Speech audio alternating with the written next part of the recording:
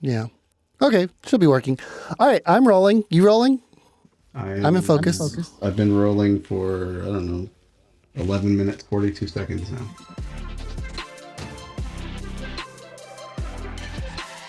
Excellent. Welcome to Editor. Welcome to Editor. I just wanted to check in really quickly because we both have technology on our faces, although you can only see the technology on my face. Well, I could see myself in your glasses. Yeah. But you can tell that Gilbert has. I mean, I put on some glasses just to mimic yours too. So. Yeah, those are pretty good glasses. But yeah, you could probably tell if unless you're listening to an audio only version. Gilbert has a Vision Pro persona on. And I wanna hear from you. Like every jackass right now, yeah. But it looks pretty good. I think it looks pretty nice. But I tried to make my hair. I tried to make my hair nuts. Yeah. And to do scan it, your persona. And Apple wasn't having it. It like smoothed it out into some sort of bouffant or something. Yeah, you look like the Fonz. Right on. I am wearing the Facebook or the Meta Ray-Ban headliners.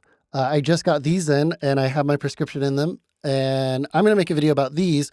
But the urgency about this was more so I wanted to talk to you, Gilbert, because you're returning your Vision Pro very shortly. Yeah, very much so. Very much so. Yeah. So I don't want to take up a lot of time, but I want to know, why are you returning the Apple Vision Pro? Let me open notes here. I got a whole note going. Hold on, I'm finding my note here. Apple Vision Pro. It opened up right to the. Oh, are you shared in here? Yeah, you are. Okay, so you can see some of the basic notes. Oh, you put it in the note that I started. Oh, okay. Well, I just wanted. This was just literally just comments about productivity, right? So. Okay, so that's the reason Apple is selling this as a productivity product, spatial computing. They're selling it as a spatial computing thing, and I think they're leaving that pretty open-ended because they want to see what people do with it. I don't think Apple really has a clear idea as to who it's for. They're really pushing business users, and by business users, I'm assuming they mean executives that maybe spend a lot of time on the phone and don't do a lot of moving of information very quickly. So maybe that's good for that sort of stuff. And then you fly a lot, and maybe you fly private, and you don't have to worry about carrying a bunch of stuff. Because people are doing it for you, and you can carry this enormous case or whatever that they sell as your personal item on a plane or whatever. But anyway, yes, I'm returning it. I for a lot of reasons. The main reason for me is just a lack of productivity. But I want to talk about what it does really well first, really quickly. Yeah, is that okay? For sure. Yeah. What does it do really well? Well, it's definitely one of the best headsets I've ever used, depending on how I define that. And the way I'm going to define it for this purpose is in terms of the media experience. So, for example, like looking at photos, looking at movies, TV content is definitely best in class, with some exceptions. So I have a long history with headsets. Since just like you with the original Oculus, even tried out the dev kit as well. And yeah, I got to use a dev kit too. I had a Virtual Boy briefly, but that doesn't really count. But outside of that, outside of the Oculus, the original Oculus stuff, I didn't have a lot of like industrial headset use. Just like weird stuff that you'd see at like the CES or type stuff, But that was only like few seconds and that sort of stuff, just trying it out, some stupid, weird startup company with a dumb headset. But the first real thing I tried was an Oculus. Then I owned a Rift, and it had all the outside in tracking, so I had sensors all over the place, and it was a huge pain in the ass. We had one at CMAC. I really didn't like it. The first headset I tried a whatever it was, Vive. A Vive. Yep, we had one of those at CMAC. I really disliked it. Huge pain in the ass too. Also tethered. And then I had my first headset that I really liked was the original Quest. Yeah. And I didn't try the Quest Go, that seemed dumb, but the regular Meta Quest, or it was Oculus Quest at the time, The first one, yeah, it was still Oculus. was genuinely a lot of fun. The controllers worked well. There was already a ton of content.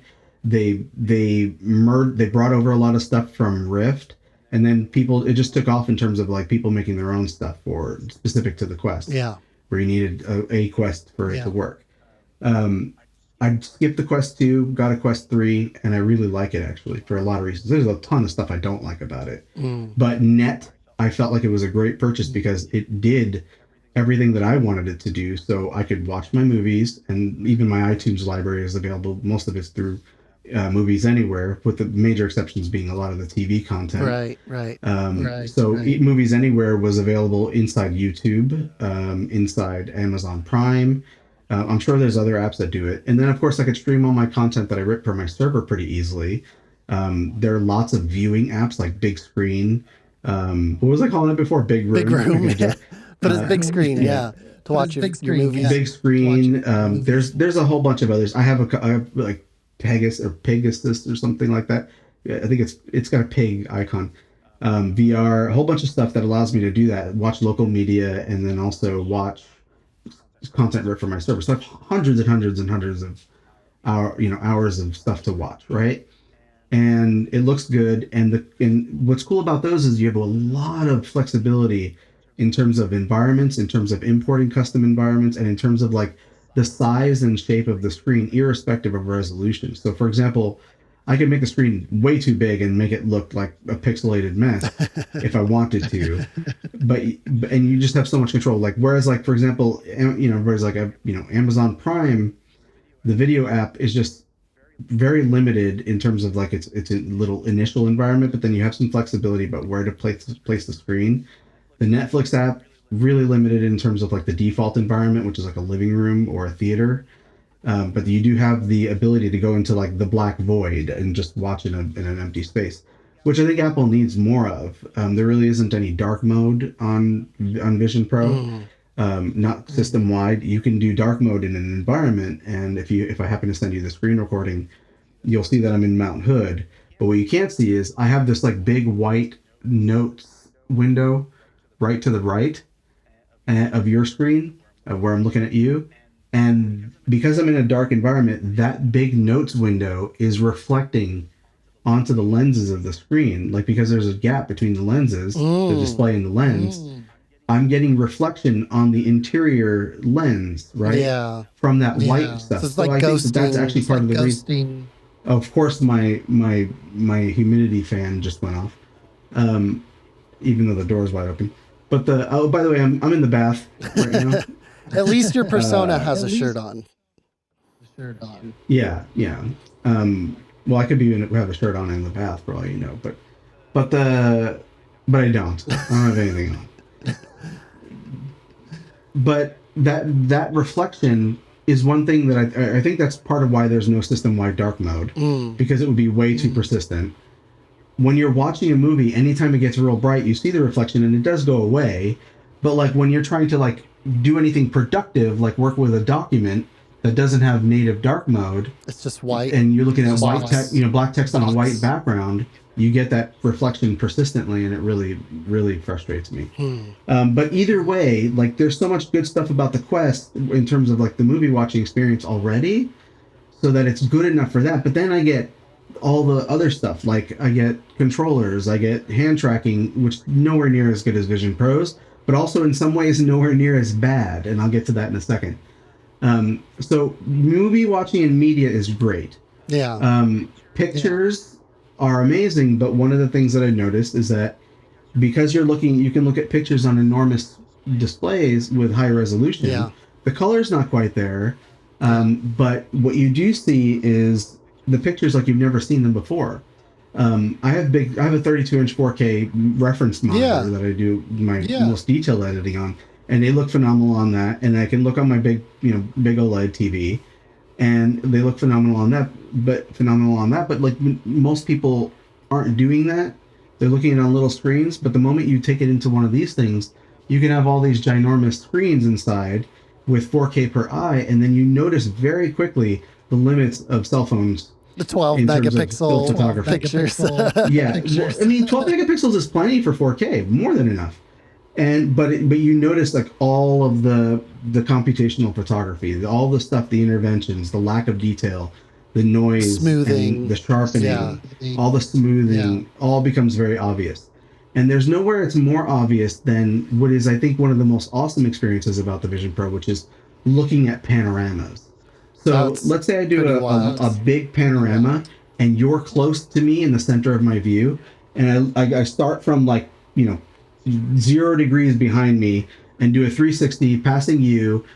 Where you pass, you'll be like huge in the middle of the panorama when you look at it on a 2D display. Yeah.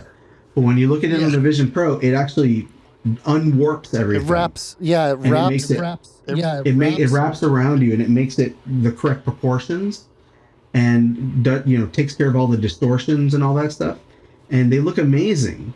But what you find out really quickly is that, man, I've been looking at panoramas from like way back in the beginning when that feature was first available, and even before that, when I had apps to do it. Yeah, like iPhone 5. Like, remember that app that like spun the phone with the around? vibration motor? Yeah. Yeah, you like balance it on the table and it would, do the vibration motor. I even looked at panoramas from that and they look like shit. But even the modern phones, all the way up to iPhone 14, of course they look better. You can really tell that there's a massive lack of detail, and you can really tell what's going on in these panoramas when you look at them. So comparatively, when I look at stuff from our cameras, it's absolutely mind-blowing. Our big cameras. Your Our Sony our and big mine, cameras, Canon cameras. our real cameras, which is, I mean, I know that that's a hyper pretentious way to put it, but cameras where people don't have to justify phone cameras by saying the best camera you have is the one you have in your pocket. Like, they suck. I'm sorry, they just suck. However, the video is fantastic. Modern iPhone video, I think, is just way ahead of modern iPhone stills or any self-attached cellular phone stills, even the best ones. And I've been looking at video from these, and they've been super, super, super good. Nice. And I would say that probably the new 15 stuff with spatial video from your phone is pretty disappointing compared to the spatial video I'm getting from the Vision Pro. And I think that's probably because of the stereo separation in the cameras. But so they're a lot more immersive in Vision Pro. So for example, I was sitting in the back seat of my wife's car, and I made a spatial video with the Vision Pro. And while she was driving, I played back the spatial video, and it was exactly like I was sitting in the car, except experiencing the moment from a little bit behind. And then I like partially immersed myself, into the present. Like, I used pass through while that was playing back, and my head almost exploded. It was just the meta of it, and I was so super disoriented, I just couldn't handle it. But it You worked. didn't throw up in the backseat of your wife's car. I felt like, I was done. But when I was watching it, depending on how I turned my head, I could exactly align, even with pass through on, my depth experience from spatial video with the car. So it really looked like it was, and plus it was like reconciling the moving world, and it was very bizarre. So those are cool things. Media is, I think, where it's at. So if I were to say, like, from a media perspective, if you have a lot of subscriptions and streaming services, because there's no I/O, you can't really like plug an HDMI headset into it or input it. There's no inputs for it. Yeah, I can't play my Nintendo Switch in my headset. Yeah, I do have some workarounds for that, and I was able to play my Switch on it, and it was surprisingly decent. And I'll kind of mention that briefly, but point is like, from evaluating it as a personal media device, assuming that you have the lifestyle where people don't mind you being all alone and watching your own thing by yourself. Like, if you have a family and kids, that gets hairy really quickly. I think that $3,500 is actually reasonable from the perspective of people spend a lot more on TVs and Blu-ray players and all these other things. Yeah, to make good experiences. You have a 77-inch OLED TV. I have a 55-inch OLED TV. Plus, 4K Blu-ray player plus a surround sound system. You're kind of in the same ballpark. So if it's just you, I'm above that. I'm above that with my I'm like closer to like $5,000 or $6,000 at the time of purchase. Like, you can get them for cheaper now. But that's distributed between four people who are regularly watching the TV, who can share the TV. This device is abysmal for the purposes of sharing.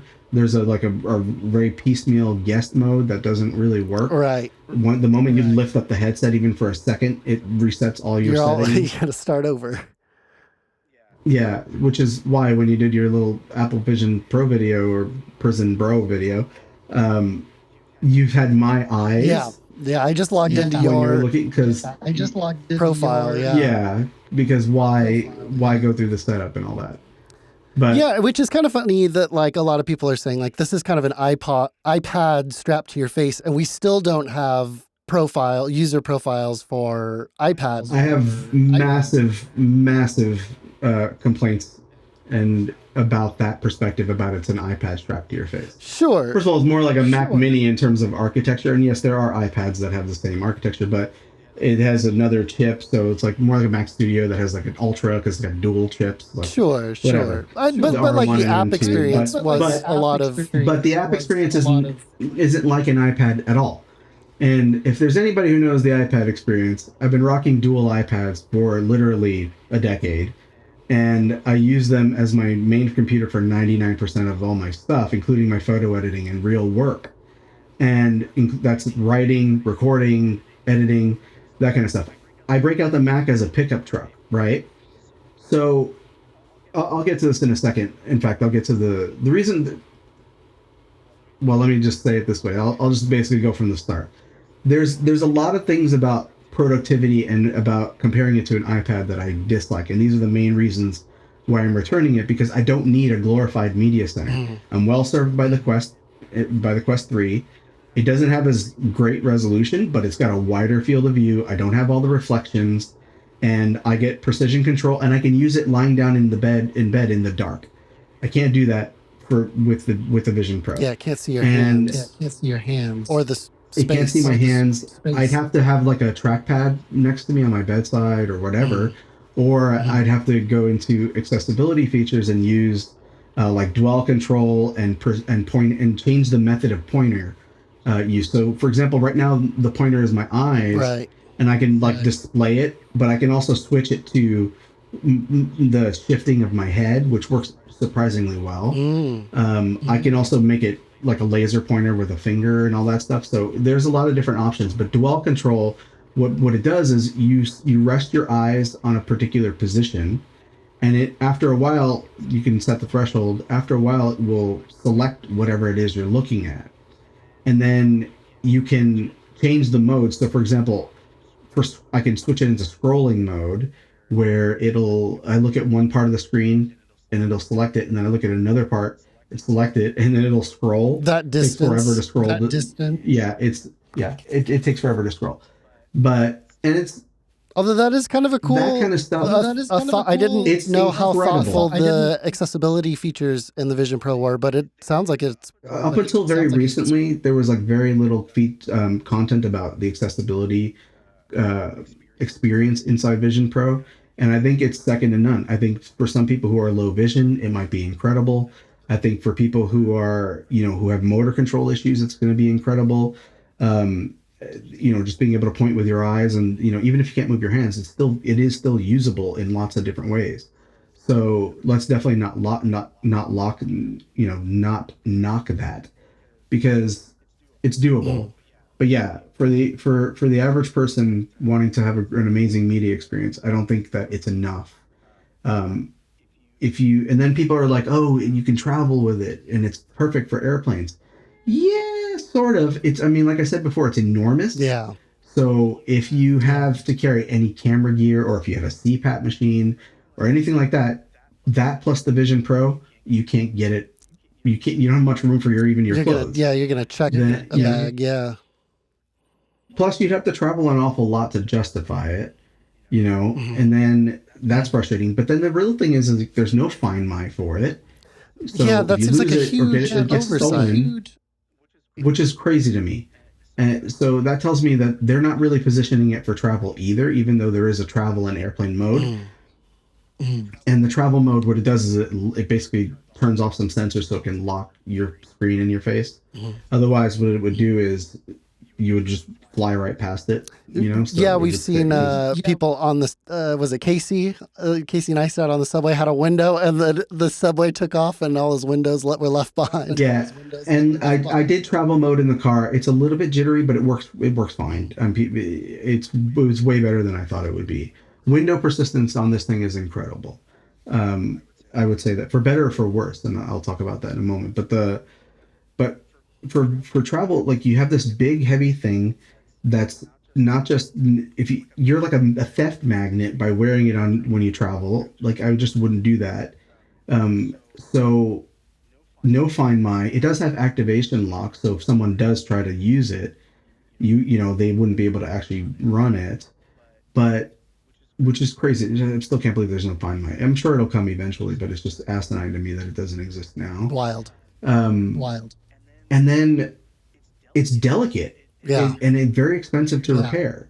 So traveling and things, you know, being delicate just don't mesh very well. And we go through great lengths for our camera gear to protect it during travel, Or making sure we're and buying just, the you don't have rugged the versions of things.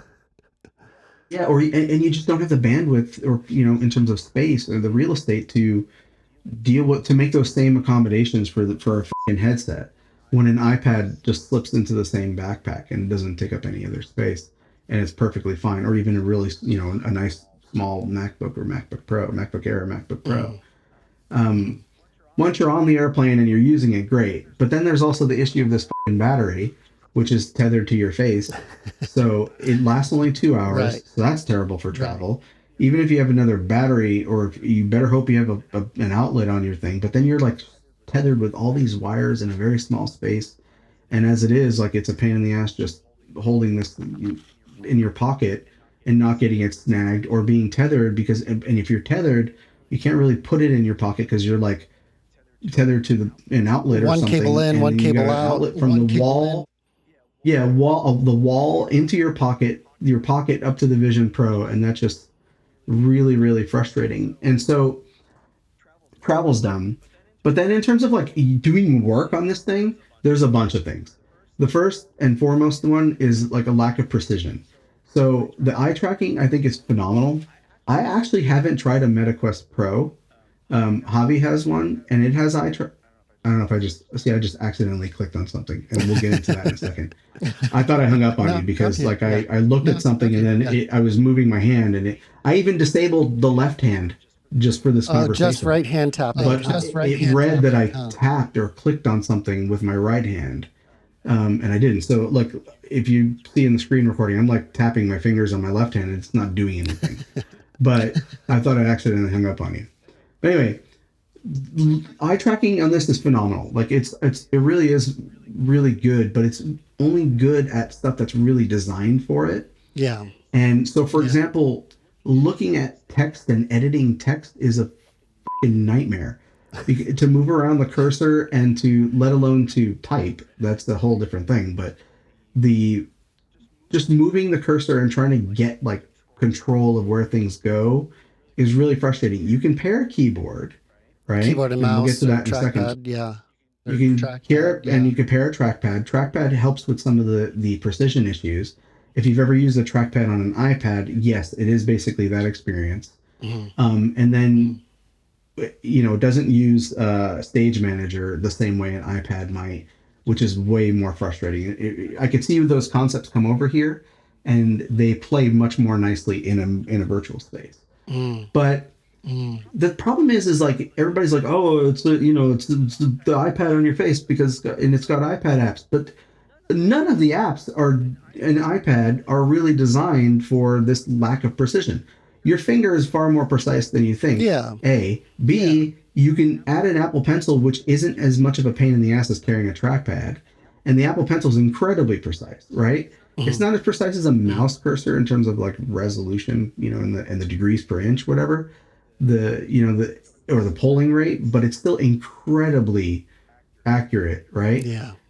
Not only that, so like a lot of iPad apps, you use them and you can barely move around in them appropriately, and then it's like you're trying to look at something to close a window or to do something, and then it's like you're off by like a little bit, so you have to kind of like train yourself to look slightly away from the target to hit it, or you get into this mode where you're like jerking your head forward to kind of like try to look at it as harder, as harder, and that doesn't obviously work. And so, yeah, it's very frustrating. So with the compatible apps, the vast majority of them end up being are like background apps. So it's almost like, to me, it's like almost like the post-it notes, that I Sticky can notes place all over your everywhere. world. Right? Yeah, your virtual world. Yeah, and so they don't. So combine that with the fact that there aren't many useful native apps, especially let alone in terms of productivity. The native apps themselves are actually pretty good. So like a lot of what Apple does is really good. But even then, there's still some like glaring omissions in terms of productivity. Like there's no pages, for example. Like, wait, is there pages? There's no numbers for sure. I know that they're in the iPad versions, and then there's a lot of stuff that's just not there in terms of like what's native, and that's frustrating. One of the good apps I would say is Safari, and I was thinking Safari early on. I thought Safari would be the killer experience on this thing, Yeah. especially compared to the Meta Quest, because it's got all the benefits of the Apple ecosystem: your keychain stuff, your bookmarks, all your extensions. Yeah. And it's not all of them; it's the ones that didn't uncheck the box. Sure. So many of them do carry over. Sure. The most critical ones. And for all intents and purposes, yes, it is definitely way, way better on the web than the Quest's web alternatives. You have like Wolvik on the Quest. You have the MetaQuest browser. Wolvik accepts extensions. The Quest browser doesn't. I do some 1Password stuff in the web on Quest. Copying and pasting is way easier on the Quest because of the controllers. Yeah. And the whole paradigm that they use. But a lot of apps won't. A lot of like Windows won't read it as however they're identifying the user agent for the browser. It's coming up as like an Android browser, so a lot of times like it won't accept paste fields or stuff like that. It's very frustrating. Whereas the user agent for the Vision Pro is just an iPad for the most part. Yeah. And even in for developers, it only barely, like within the last few days, showing up as a Vision Pro registered browser. as like Vision Pro. Like even for developers, they were seeing iPad. Their analytics were showing it as iPad. Yeah. Funny. So yes, it is heavily based on the iPad, and it can run iPad apps the same way a Mac can. But even on a Mac, iPad apps I think are much more usable because you're basically forced to use a pointer. Yeah. And that precision is there. So, but Safari, it is great. It's the best browser on any headset, hands down. Period. No questions. But because of that lack of precision, so much of the web isn't designed for looking at it with your eyeballs, with your fingers, and looking at it.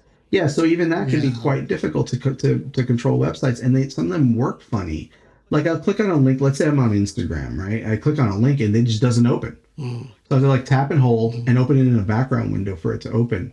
A lot of stuff doesn't work, and maybe Meta's doing that on purpose. Maybe they're trying to mess with people who are on Vision. Maybe they can see what it actually is. But so there's that. The other thing is like in terms of there's like a huge lack of speed, and even compared to iPad, like switching between contexts, like one work context to another, switching between windows, moving data across apps and stuff. You see me just flick that? I don't know if you can. No. I just randomly flicked I randomly scrolled my notes like down 100 lines. Just jumping from app to app and moving data between them. If you're the kind of person that does that in your work, like media or words or information or research or anything like that, it's really, really, really, really, really slow. And I can't stand that. Like jumping from window to window is just a pain in the ass. And then for that matter, like you only have what's right in front of you, and the field of view is small compared. It's like 11 or 12 degrees narrower than even the Quest 3. The Quest 3 field of view is much nicer, and I can smush this thing closer to my face or remove the light seal and get the field of view closer, but then things start working funny. And the field of view wider rather, and then your eyes are really close to the lenses, and it's so it's not meant for you to do that. There's all those light steel differences and all that specifically to provide the correct fit and a consistent experience. But it's just you like even now I'm like looking through a set of binoculars and it's really frustrating to get that feeling, especially with this glare in my eye from the white window in the dark environment, right? So all that has to do with like, to me, like it means that if you wanted to do any work, you're basically tethered to a desk, right? Because you want to have a keyboard because text input sucks so much. You want to have a trackpad because text input sucks so much. They have like these trays that you can put on your lap and stuff, or put across the armrests of your recliner. Well, would universal control work from your MacBook? Yeah, so the way it works is we'll get to the MacBook in a second, but I'll talk about it backwards. Let's say I paired a keyboard and mouse or trackpad rather to my Vision Pro. Yeah. Right? Yeah.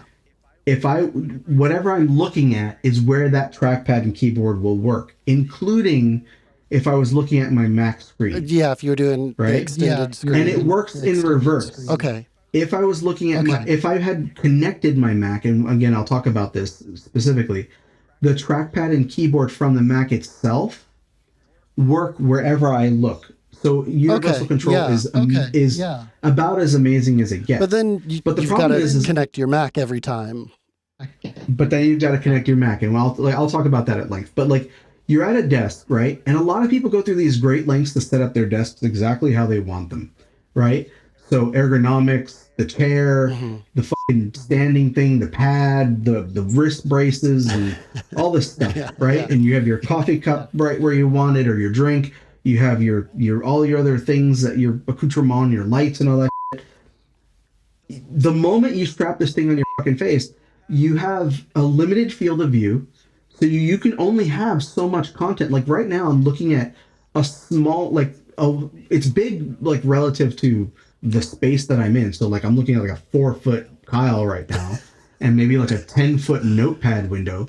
But the problem is right now in my view, I'll take a screenshot, right? In my field of view, I can only see very little other stuff. I have maybe a little bit of room on my left, and let's see if I'll send this photo to you in real time. Let's see if I can do that. Let's see. Where are we here?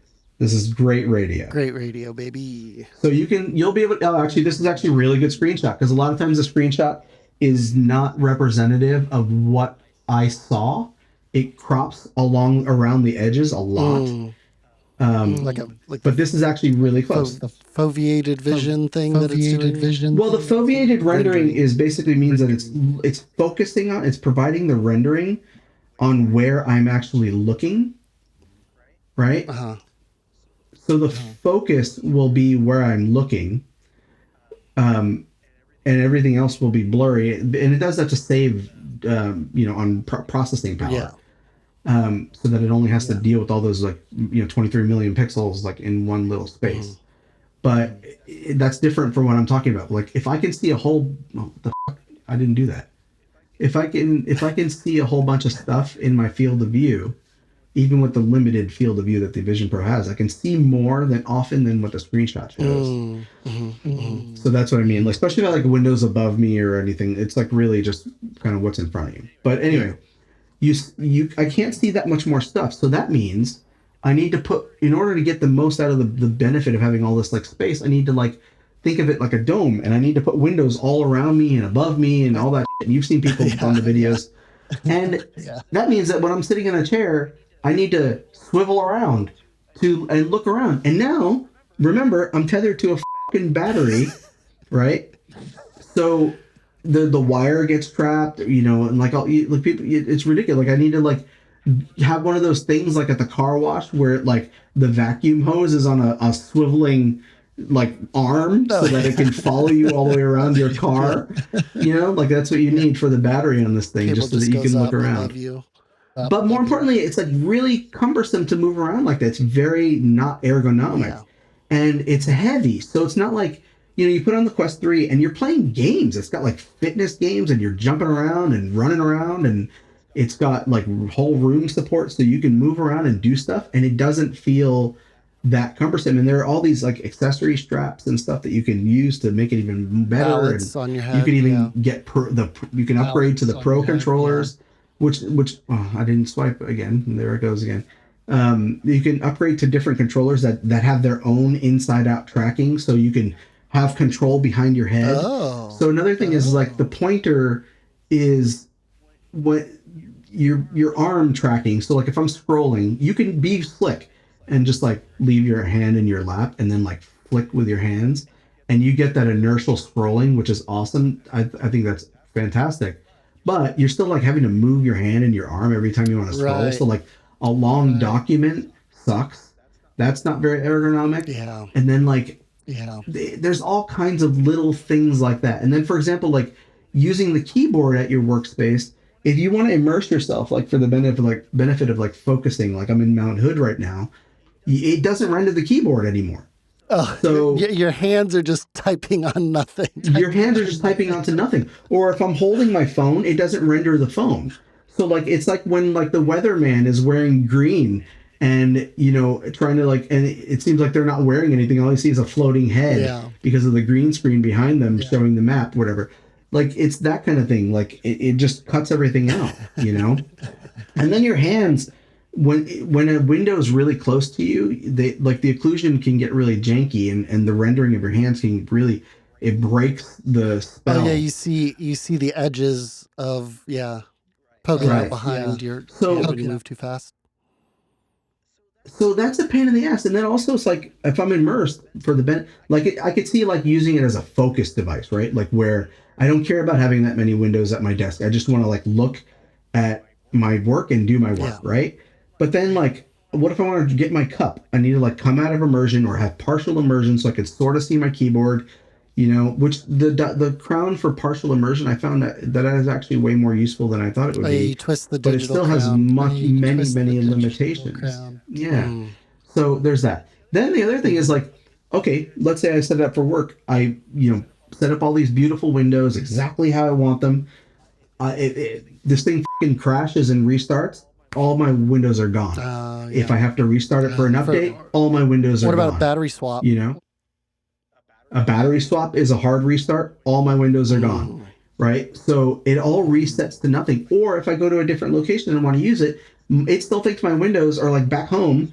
So I have to like open the app again and it just pulls the window out of that space. So there's no persistence, you know.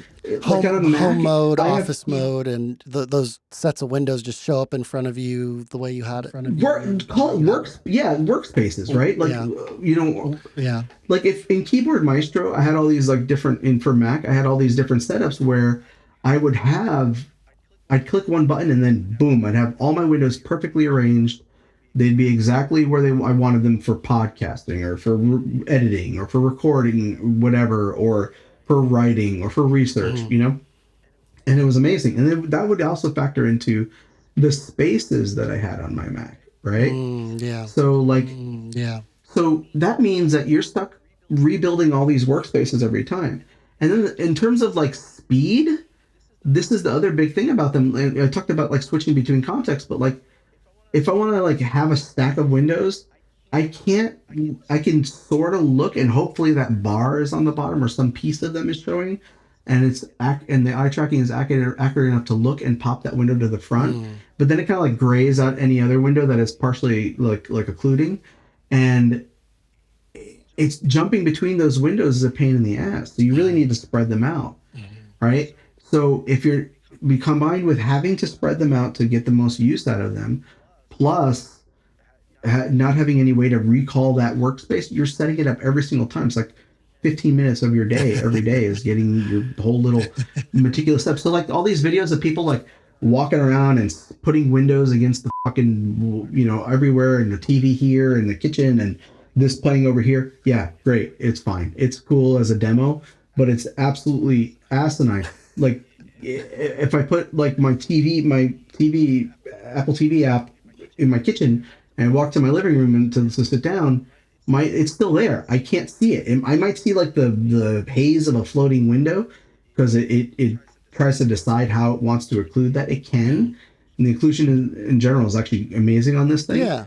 But like, I still have to get that window back somehow. Like either I can restart the app or start launch the app again, or I have to like go walk over there, grab it by the bar, and walk it with me. Yeah, to there get it should over to be where I like am. a Thor's hammer mode where you like put out your hand and it comes to you. And there's some you can use the digital crank. You press it in to like kind of recall center your view and recall everything to some extent, but like it keeps it in the same orientation, so it won't bring it to the front. So if it was behind you before, it's still behind you. You know what I mean? If you're assuming you're facing the same direction. But so it's just a very frustrating thing to deal with. And then like the other types of jobs are like collaborating with people. And this is probably my biggest complaint about the Vision Pro. Like however much they try to deal with it with like fucking pass through and eyesight and all that stuff, which is so weird. And it's very low res and too dim and it's so dumb. And it's very directional and the lenticular lens in front of it doesn't work very well. Sharing things with other people and like collaborating is non-existent.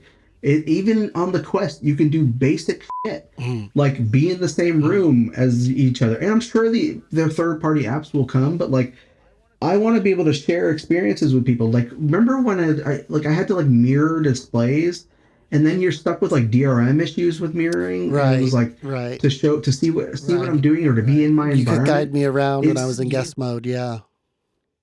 Yeah, it's very frustrating. And then I wanted you to watch a video, but then I had to turn off mirroring, mirroring, sound properly, turn off mirroring, and like it was like a whole. It's such a pain in the ass.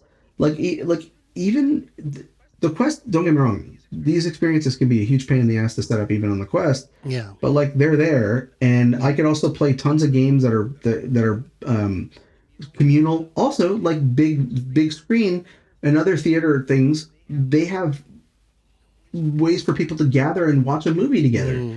There's share play on this, sort of, and that can actually work kind of well for some situations. So I could fire up and people could watch an Apple TV show and hit share play right now, and we could watch it. But you need to have the same access to the same content. Everybody needs the same subscription, all that stuff. Whatever. I'm sure that's the same for. But if I like played a file in big screen, everybody could see it. You know, it would ship it over to the other at home, but everybody in the room. Yeah, and they may have a degraded experience depending on my upload and stuff like that. But you could, or even like PowerPoint or some or Keynote or whatever. Giving a presentation. And Keynote, by the way, is a full-fledged so-called iWork app inside Vision Pro. It's a native app. Yeah, have you done the practice presentation mode? I have. Those actually work really well. Nice. Like it's very thoughtfully designed. I actually do like it. So like sharing things with people, that absolutely sucks. Then the thing that everybody goes on about is it's a display for your Mac. Who fucking cares? You know what has an amazing display for my Mac? My Mac. It's got an excellent display. And so like, okay, I can make this display huge, but then it's stuck to 4K. It's stuck at 4K. Even if it's huge, it's still just 4K.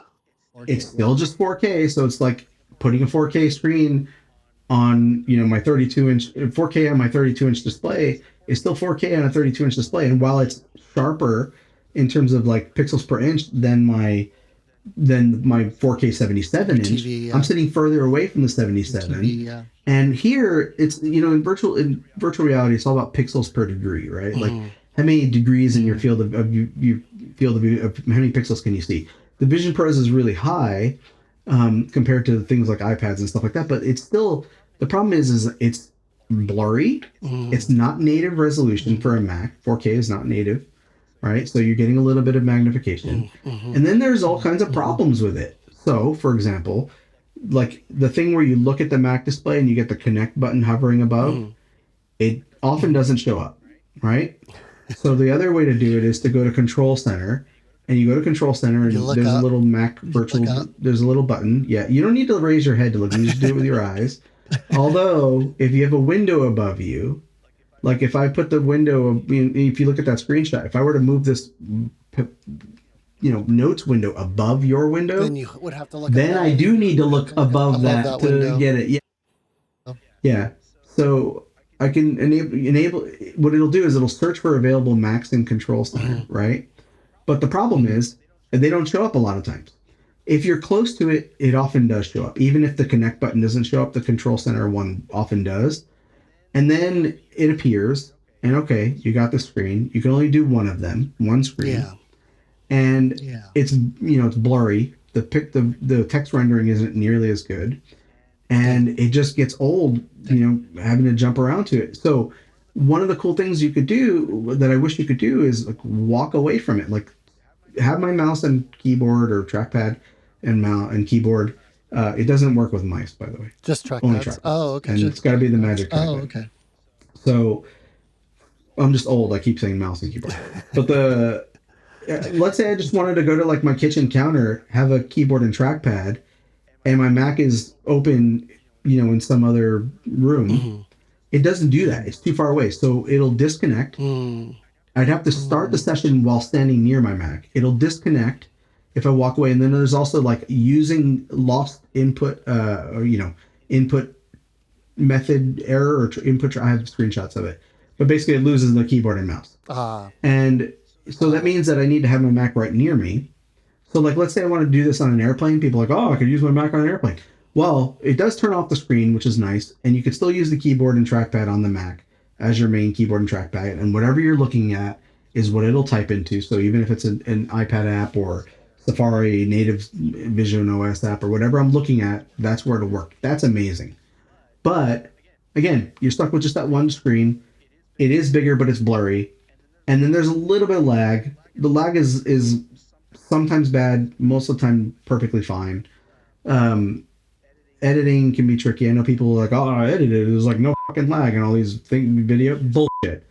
Tons of lag. Then keep connection drops. So if I'm traveling with this thing, I have to put my fucking Mac on a tray. I can't really clamshell it because I need to mostly use the keyboard and mouse to get the most out of it. So what am I doing with my Mac then? So it needs to be open. It's a $4,000 accessory to your $4,000 headset. Yeah. And again, like I wouldn't mind spending $4,000 on an awesome display, like reference and HDR, way brighter, way better color, all these, color accuracy, color calibration, all these things. P3 accurate or whatever. Yeah. And this thing's not enough P3 coverage, and that sucks. Because the displays are very nice, and I love that the HDR support is great. But the problem is with HDR too, and if you know how you like with HDR in photos, again the glare, these bright elements just cause that glare on the lens. Right. So then the other thing is so people again, okay, maybe this isn't great for Mac, so it's an iPad replacement. Again, I routinely work from 2 iPads, and I've been doing it for a long time, and even with one iPad. When I say I work from 2 iPads, I mean I will work an entire day with one iPad. The battery will run out. I'll literally grab the other iPad and everything will be right where I left it, and I'll continue working. Yeah. So it's like redundant devices. 3 is 2, 2 is 1, 1 is none. If I had to have redundant Vision Pros, I'm in it for minimum of $7,000. Boom, right off the bat. First of all, that's stupid. Second of all, I couldn't really pick up my session the way I could with an iPad. Yeah. There are some handoff things, so that's cool. But think about this. My iPads are the most expensive ones. They're ridiculous, but also I've had them for several years and I use them for hours and hours every single day as a main device, right? I have redundancy, so if one goes down, I can have it sent out. And believe me, they go down because there's a lot of manufacturing issues. And I literally have broken one a couple times in my life. But you have Apple Pencil. So you have precision. Mm-hmm. You can jump through apps. The apps work properly because they're designed for it. The pricing is way lower even with the most expensive one, and you get double the storage. You get cellular. You can actually edit photos. You get color. Now you can do color calibration. Yeah. The battery life is literally at minimum of 4 times longer while pushing it. And Apple Care is $79 or $99 or whatever for an iPad, and the deductible is like $50 compared to $500 for Apple Care, or $25 a month, and then a $250 deductible for damage, for example. Pretty steep. That's insane. Pretty steep. I get portability. You know how hard it is? Imagine this. I'm standing in a room with you, and I want you to see the picture that I'm seeing on my Vision Pro without any of my wacky head movements. I need a screen mirror to an iPad or a display of some sort or a Mac Yeah. and show it to you. Yeah. On the iPad, I can hand it to you. Yep. Flip it over. Yeah. That is like total immersion right there. Like people pay. Can you imagine like when we duplicate that experience in with these stupid fucking headsets? It'll blow people's minds. Meanwhile, I could do it in real life right now for way less money. And like even if I'm working far away from you, it's fine. Like Screenshot, send it to me. Also, yeah, it's fine. Yeah. Okay, so let's say you wanted to edit on your Vision Pro natively in the Vision Pro. How do you get your media into it? You can airdrop. That takes forever, assuming it works. There are all kinds of airdrop issues. Yeah. You've got an airdrop down to a science, because of you've traditionally had small phones. But even then, like you'll transport with a wire if you need to do big media movement and stuff like that. Yep. And because it just makes more sense. You can't really do that with this thing. Even if you get the fucking developer strap. Developer plug strap. $300 plus a $99 developer fee if you haven't done it. That's the only way you can order it. So it's a minimum of $400 if you're just getting it from cold call, and it only gives you USB 2 speeds, 480 megabits per second. Which Lightning did. But yes, no, I agree. Yeah, not ideal. Yeah, which is insane. Lightning sucked too, by the way. Yeah. So, but I would rather have Lightning than not, right? Yeah. So, yeah. But it's a USB-C. It's just the shape of the port, right? So you have I/O, you have portability. I mean, there's just it's just such a better device. So basically, what people said about iPad, like let's say you're a Mac user or a PC user, they say, well, I can do everything I need to do on my Mac, and it's the most powerful computer, and it does everything I want it to, and there's no limitations. But the iPad is just so hampered in so many ways. Well, that might be true for many use cases, not for mine. And I totally understand that. And as a Mac user for many years, I can totally agree with that. The Mac is more powerful than the iPad. But in terms of like the way I work with an iPad, I can say the exact same thing about a Vision Pro. If you can say like the iPad is a hampered Mac, the Vision Pro is a severely hampered iPad, with the exception of the fact that I can throw windows all around like Post-it notes and maybe have some background stuff going on. And have a great persona in my FaceTime call. And have a persona. Oh, that's great. Whereas on the iPad, I don't even have to have a persona. I can use an emoji to chat. And that for a lot of people, for a lot of communities, that that can actually be more important than showing them as they are. And I think that's really important. Combine that, and then the last thing is it's incredibly underpowered for what it is, right? So, yeah, I just talked about having all those windows open. It chugs. Yeah. It completely slows down. Throttling kicks in hard, and you can really, really tell the difference in performance, especially when you're pairing stuff, especially when you're trying to use like connected things. There's a lot more lag. So these people walking around putting windows everywhere, it's total bullshit in terms of like actual use.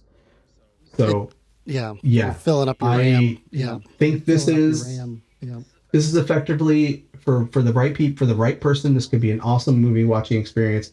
If you don't give a shit about having your beautiful speakers and surround sound and all that stuff, the spatial audio works really well. The pods, the audio pods, are surprisingly good for what they are. They have almost no low end, but they're very good for what they are. The Quests are too. They were surprising, but these are better than the Quest ones. Nice. The screens are better than the Quest, with the exception of the field of view and the reflections. Yeah. The hand tracking works better than the Quest for most situations. Like, remember I talked about all those accidental activations. That, by the way, that also happens when you type, which is fucking maddening. If you're typing on a keyboard.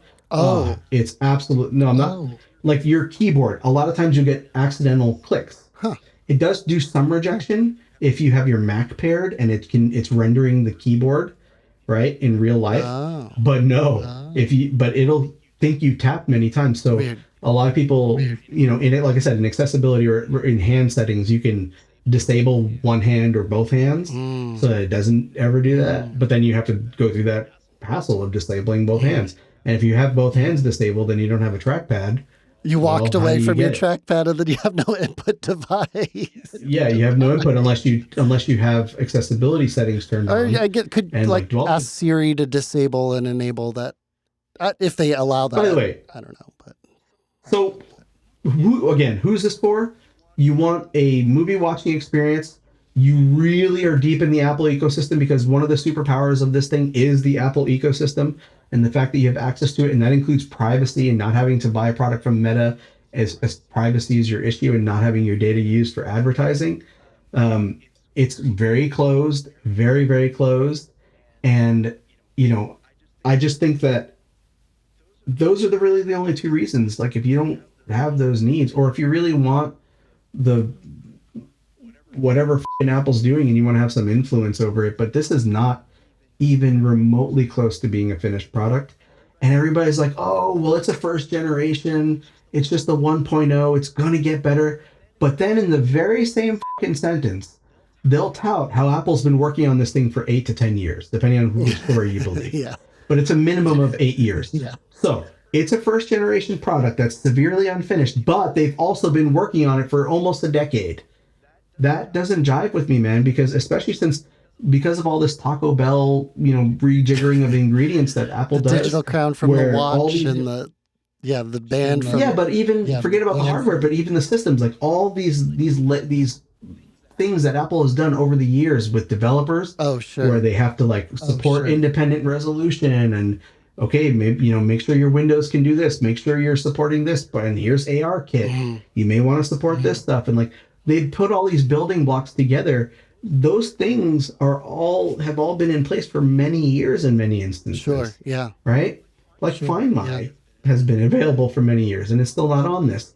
This is, to me, basically a prototype that is very expensive, that is on your face, that it's for some reason it still took 8 to 10 years to keep it this unfinished, and I just don't think it's. I'm not unhappy that it exists, because I'm happy that Apple made a little bit of a bet on a risky device. It's nice that it's new. That's great.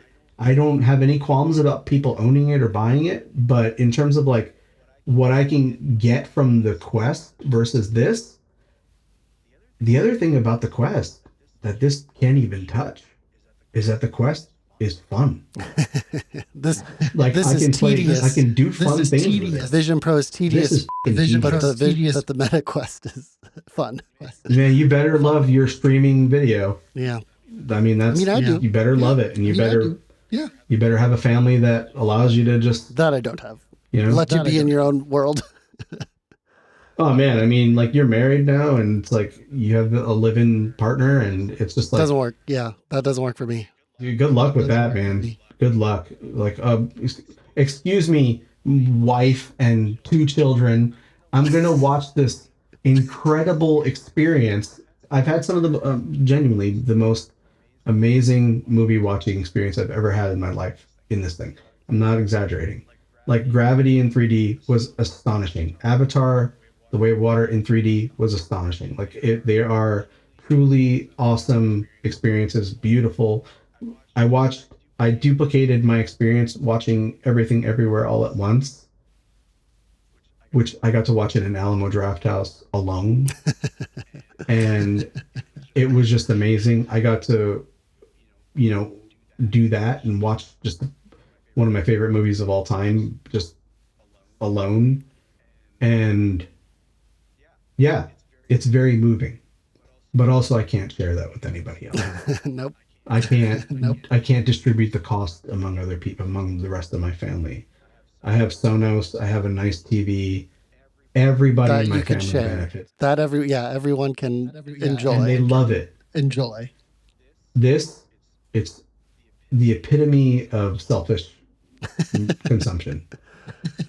It is very nice. Maybe you want to treat yourself. Again, I don't knock it for that purpose, but it's just, I think I give it from a 1 to 10. I give it a 4 overall. For media watching, if you wanted to break it out into different things, for media watching, I give it an 8.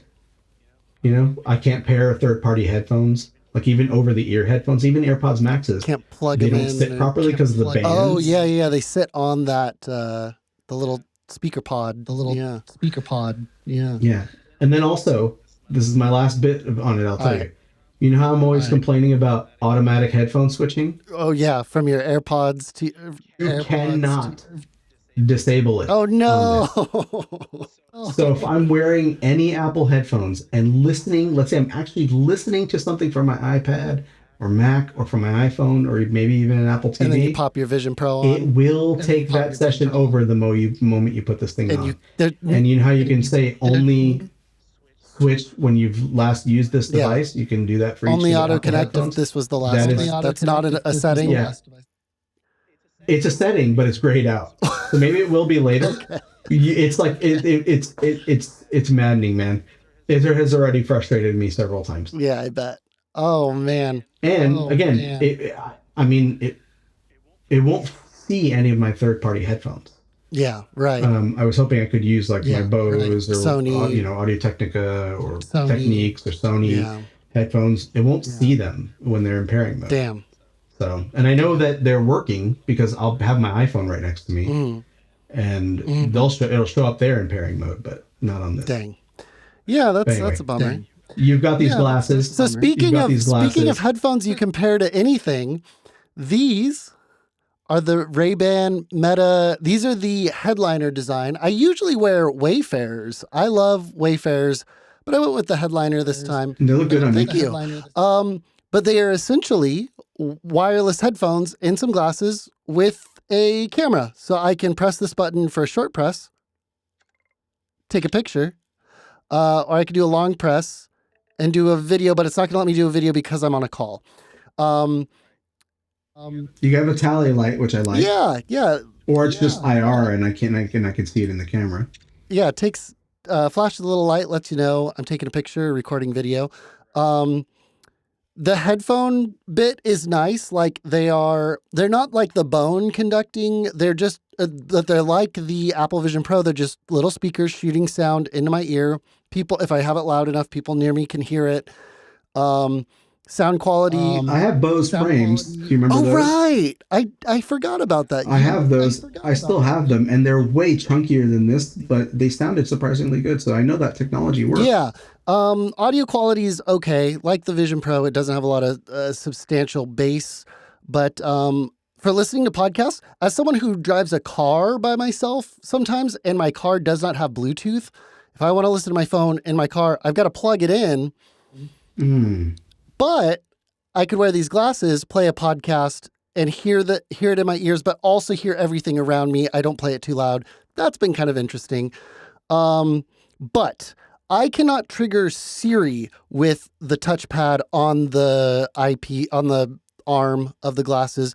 I can tap them to start playing content and stop playing content. I can swipe forward to volume up, swipe back to volume down. But if I tap and hold it, I trigger the Meta AI, which is not connected to it's connected to my phone for internet, but it's doing its own thing. So I can't ask Siri to play something through the glasses. I can't initiate a call. I can answer a call because I can tap to take it, just like pausing content, but I can't initialize a call.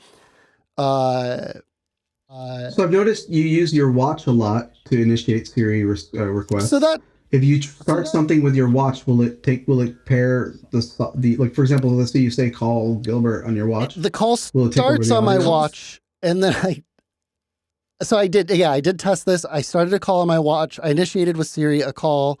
It started on my watch. So then I grabbed my phone and switched the call to the glasses. So I still needed my phone for it. But pairing them as headphones to this computer for the FaceTime call, rather than have to do the FaceTime call on my phone, I'm doing it on this Mac so that you can see my nice camera. That was super easy. The pairing mode is in the case, very much like an AirPods experience. I put the glasses in the case. There's a button on the back. I initiated pairing mode, and it connected. You have to use the case to pair it? Yes. Yeah. Like AirPods. Oh, boy. So you don't want to lose the case anyway, because this is how you charge the glasses.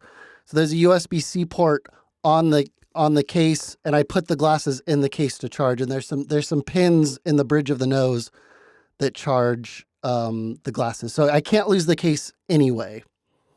Again, that sucks because I always lose cases for glasses. Yeah. They do clear lenses? Yes. Well, they come as sunglasses. I had my optometrist, shout out Matt Leo D in Merced, California, put my prescription in sunglasses. And I wanted them as sunglasses too, because I basically want to really only take pictures and record with them outside. People were like, oh, you're going to wear those in the bathroom. And I'm like, well, I'll just have them be sunglasses then. But yeah, anyone who puts lenses in them, you can get them. Otherwise, if you order them directly from Ray-Ban's website, they will be dark. And actually, these are the translucent blue frames, and they were supposed to have like dark red with dark lenses with a red tint. But I just went with a gray tint for my prescription.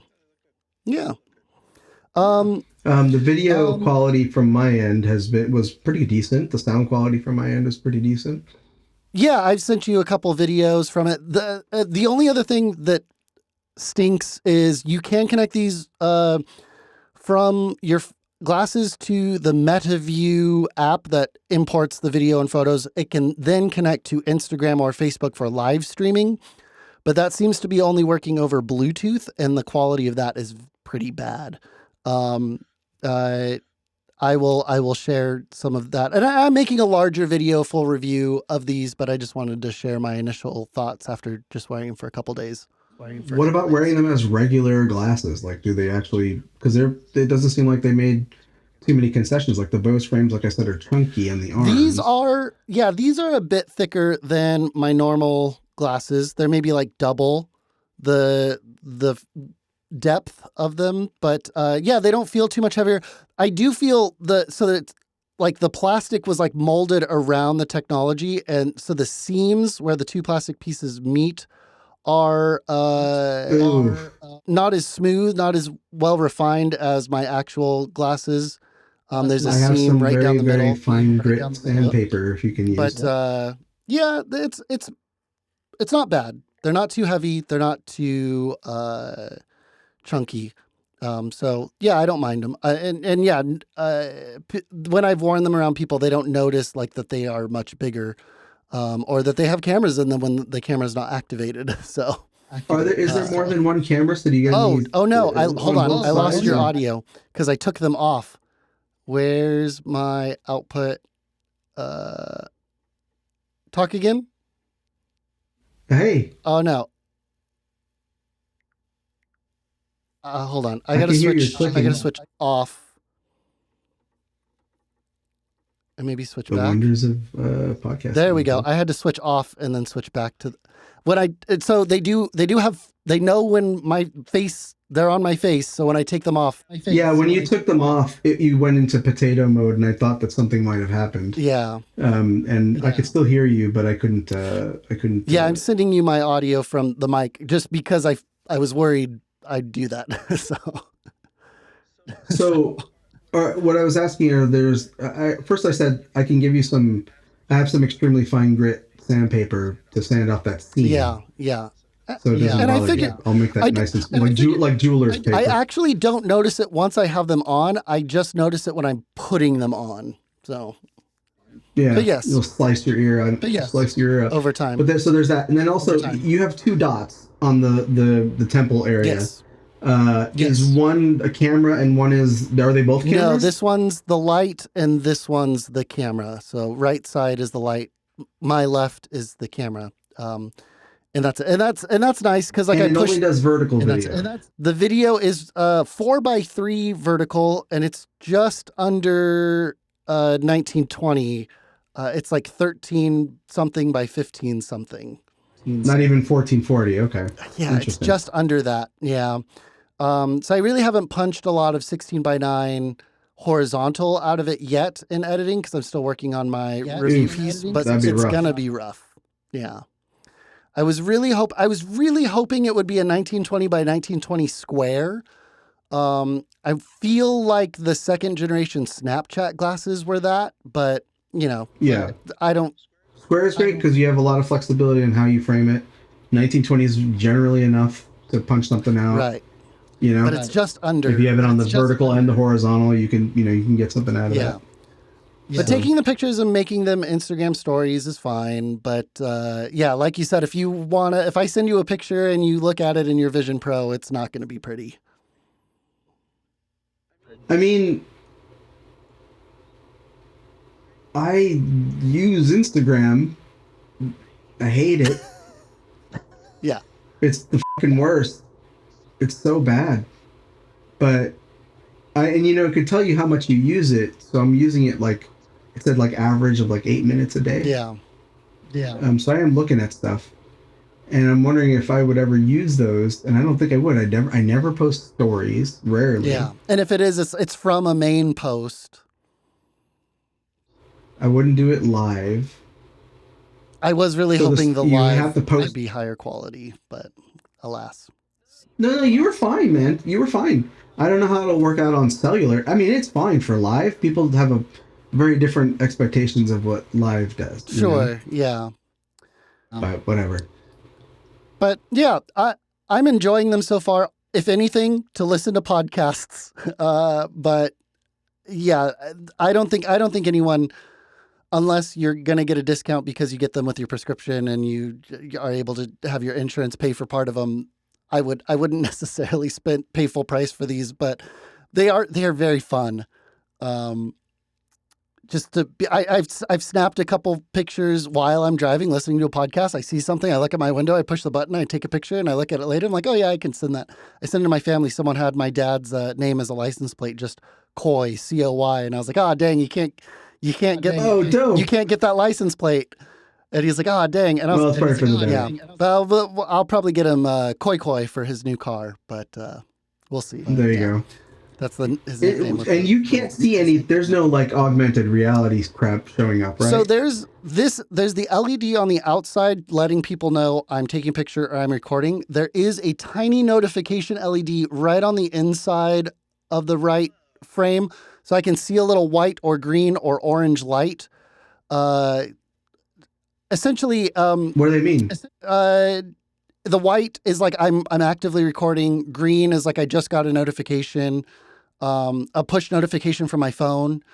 I think I just have text messages and WhatsApp messages notify me. And I think I haven't triggered orange. I saw it in the handbook. I think orange may be the battery's low or something, and I need to charge them. How long does the battery last? Honestly, I don't know. Yesterday I was driving around, I think for about off and on for about an hour, and I listening to audio nonstop. I think I got it down to 50%. I know, from 100% to 50%. I'm at 42% right now. Yeah. From 100%. But they charge pretty fast in the case. So it gets back up to 100% pretty quick. I think that's the other thing is these are expected to be sunglasses. So you wear them for an hour, they charge back up, you put them on for an hour, But yeah, all day, especially if I was listening to audio or just filming video nonstop, I'd burn through it pretty quick. But I think I can make it an hour. Oh, the other thing about the video recording, when I record video, it auto stops after a minute. So I used to complain, I had all my old Canon DSLR cameras that would stop recording after 30 minutes. Now I have glasses that stop recording after a minute. But yeah, I'd often probably, if I could record more than a minute, I'd probably often hit record and then forget I'm recording, and then I'd be like, oh shoot, I've been recording. That's better. Yeah, I don't mind that. That doesn't bother me. I actually think these are. It's funny because I think these are more of a. I think these are what Apple would have wanted to do with the Vision Pro, although physics makes it impossible. Yeah, just be little glasses on your face. I think it would be a much better experience. I think these are actually more useful for someone like you, for example, than a Vision Pro. Definitely. Yeah. This is how much are they? I will put the price on the screen, but it is in the $300 or $400 range, I think. $250 to $400. Plus you have, if you put lenses in them and stuff like that. Yeah. Yeah, if you have good vision like you, there's onboard storage. Yes, I don't know how much though, because as soon as I put them in the case, I get a notification from my phone hey, there's new photos and videos to import, so I just import them immediately. So I haven't hit a limit. I haven't gotten to the point where it's like, oh, no more storage, because they just offload to my phone. And is there like is there some UI or UX in Instagram that shows you that you have these things? There's There's an app called Meta View that is specifically for the first generation of these, and then these glasses. And yeah, I went ahead and left push notifications on, so that, and honestly, it hasn't been too annoying. It's just like, oh, hi, I see your glasses are charging and there's new pictures and videos to import. Do you want to import them now? And I tap on it, it opens the app, and then they just start syncing over Bluetooth and Wi-Fi. It connects to the Wi-Fi. These will emit Wi-Fi and it will import them. I think the case emits a Wi-Fi network. Phone connects to it automatically and starts importing the media. Yeah. Super cool. Yeah. It's actually, cooler than I thought it was going to be.